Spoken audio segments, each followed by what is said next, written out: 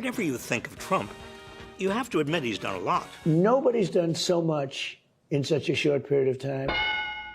But here's the thing. Most of what Trump has done in his first 100 days isn't in your best interest. Trump's most popular campaign promise was to bring down the price of groceries. A vote for Trump means your groceries will be cheaper. Now, while he really, really loves to talk about groceries, It's such an old-fashioned term, but a beautiful term, groceries. It sort of says a bag with different things in it. he hasn't actually done anything to bring grocery prices down.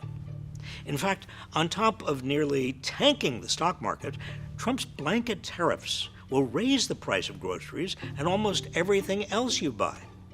That's because tariffs are just like sales taxes, meaning you'll be paying more at the checkout line.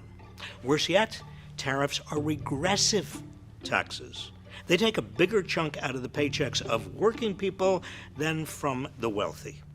Trump also campaigned on making housing and cars more affordable. House owners and renters and everybody, your car, everything's going to go way down. Trump hasn't proposed anything to lower housing costs. In fact, tariffs on lumber, steel, and aluminum will make new housing construction more expensive and raise rents.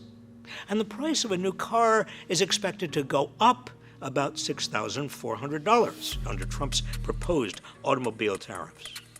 And let's not forget, Vote for me and I will deliver rising wages, soaring income. the easiest way to boost the income of 40 million Americans would be to increase the federal minimum wage, which hasn't gone up since 2009 to $15 an hour. But Trump didn't do that.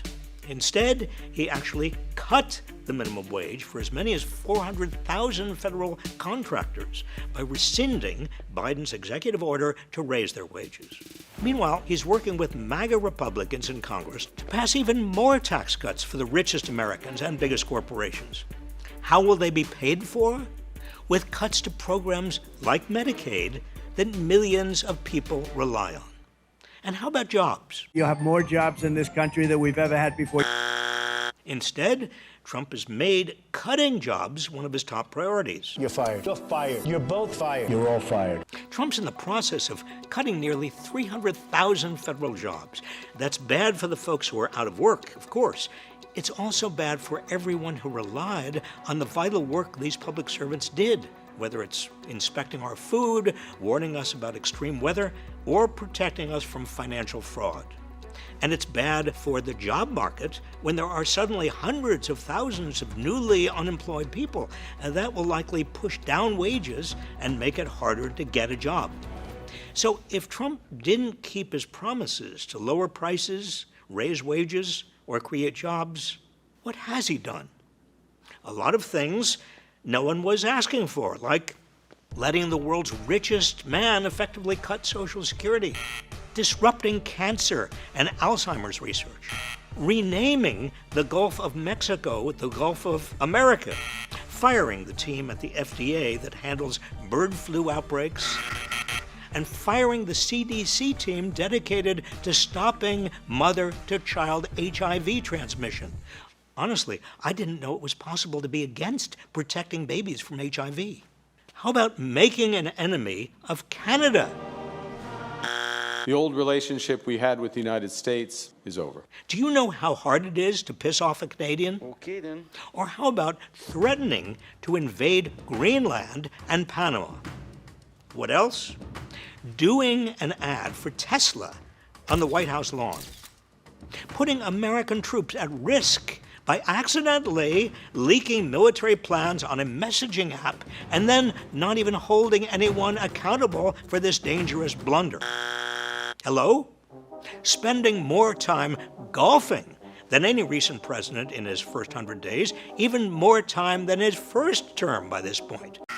Costing American taxpayers like you over $26 million. Gutting the Office of Federal Student Aid. shutting down a Department of Justice team that investigates crypto fraud just as he launches his own meme coin and his family business gets more involved directly in the industry. Siding with Russia and North Korea against our allies in Europe. Cutting veterans' services. A lot of people are going to die because they're not getting their medication or their mental health. Wrecking the IRS so badly that the super rich won't be audited, making it even easier for them to skirt what they owe. And, of course, he's trying to turn America into a dictatorship. He's ripping up the Constitution piece by piece. So far, he's defying the First Amendment by trying to silence dissent. Article 1, which gives Congress, not the president, the power to control government spending. Article 3, by ignoring judicial rulings, including decisions handed down by the Supreme Court.